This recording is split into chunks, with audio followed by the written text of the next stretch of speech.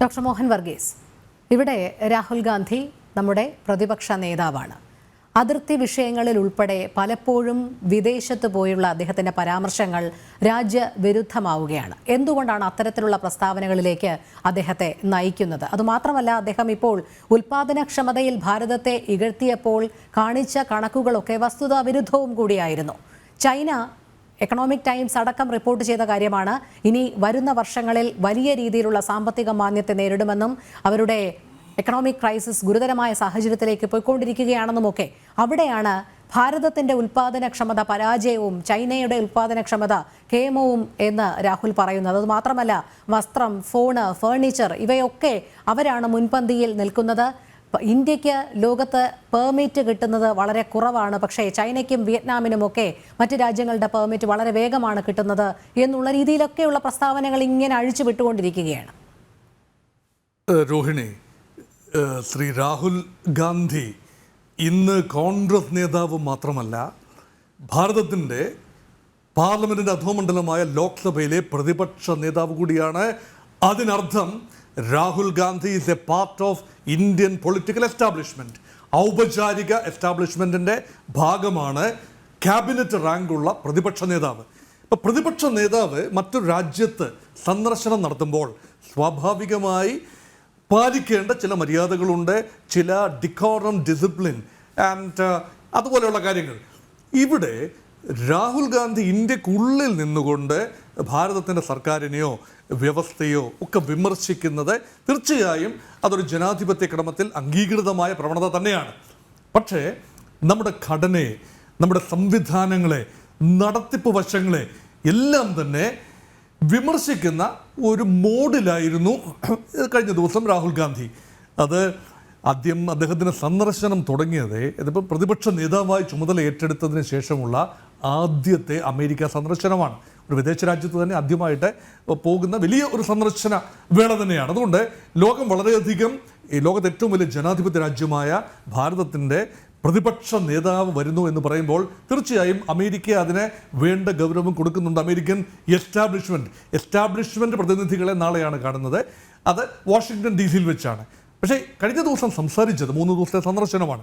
കഴിഞ്ഞ ദിവസം രാഹുൽ ഗാന്ധി സംസാരിച്ചത് 2 വേദികളിലാണ്. അതിലൊന്ന് യൂണിവേഴ്സിറ്റി വിദ്യാർത്ഥികളാണ്. അപ്പോൾ യൂണിവേഴ്സിറ്റി വിദ്യാർത്ഥികളുമായി അദ്ദേഹം സംസാരിച്ചു. പ്രസംഗത്തിന് ശേഷം അദ്ദേഹം ഒരു ഇൻ്ററാക്റ്റീവ് സെഷനിൽ ഏർപ്പെട്ടു. അപ്പോൾ അവിടെ ഒരു മോഡറേറ്റർ ഉണ്ടായിരുന്നു. വിദ്യാർത്ഥികൾ ചോദ്യങ്ങൾ ചോദിക്കുന്നു. ആ ചോദ്യങ്ങൾക്ക് ഉത്തരങ്ങൾ നൽകുന്ന വേളയിലാണ് രാഹുൽ ഗാന്ധിയുടെ ഭാഗത്തു നിന്ന് ചില അപകടകരമായ ചില വാക്കുകൾ ഉണ്ടാകുന്നത്.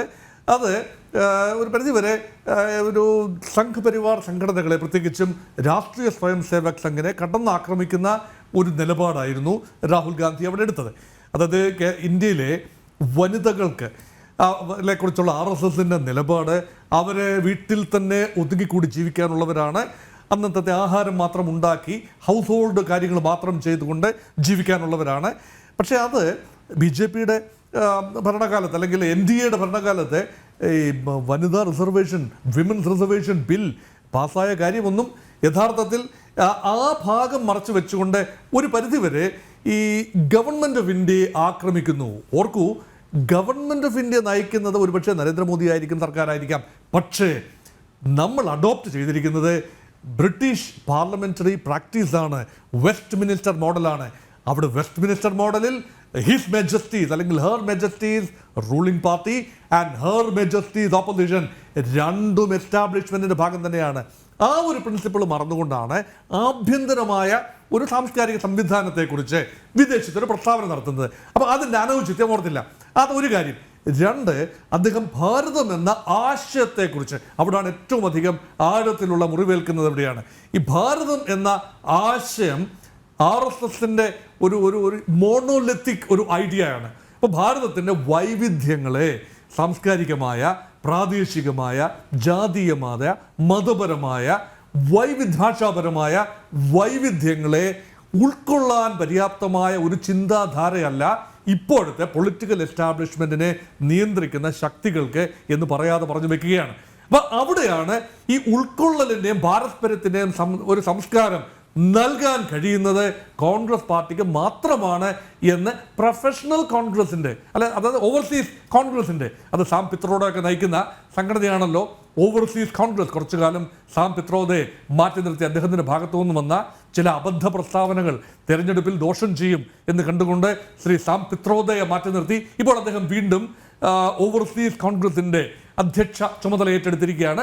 അമേരിക്കയിൽ ഇന്ത്യൻ ഡയസ്പോറയുടെ നല്ല പങ്കും, അപ്പോൾ ഓവർസീസ് കോൺഗ്രസിൻ്റെ ഒരു നല്ല പങ്കും ഗൾഫ് രാജ്യങ്ങളിലെ പൊളിറ്റിക്കൽ ആക്ടിവിറ്റീസ് ലിമിറ്റഡ് തോതിൽ നടക്കും. അതുകൊണ്ട് അമേരിക്കയിലാണ് ഇതിൻ്റെ പ്രഭവ കേന്ദ്രമെന്ന് വേണമെങ്കിൽ പറയാം.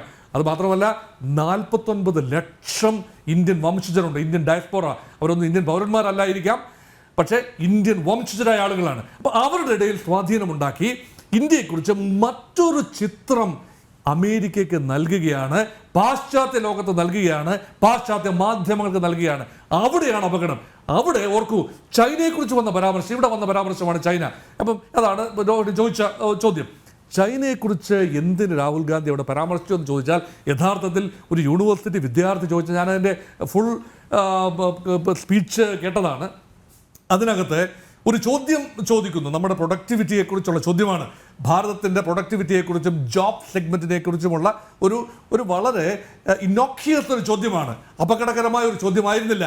പക്ഷേ ആ ചോദ്യത്തിൻ്റെ ഉത്തരം ശ്രീ രാഹുൽ ഗാന്ധി പറഞ്ഞു വെച്ച ആ ഒരു രീതി എന്ന് പറയുമ്പോൾ, പ്രൊഡക്ടിവിറ്റി, ഇവിടെ നല്ല സ്കില്ലുണ്ട്, ഭാരതത്തിന് സ്കിൽഫുള്ളായ ചെറുപ്പക്കാരുണ്ട്, അത് നല്ല എണ്ണമുണ്ട്, അത് മാത്രമല്ല സോഫ്റ്റ്വെയർ എഞ്ചിനീയേഴ്സ് മറ്റേത് മറിച്ച് എല്ലാം ഉണ്ട്.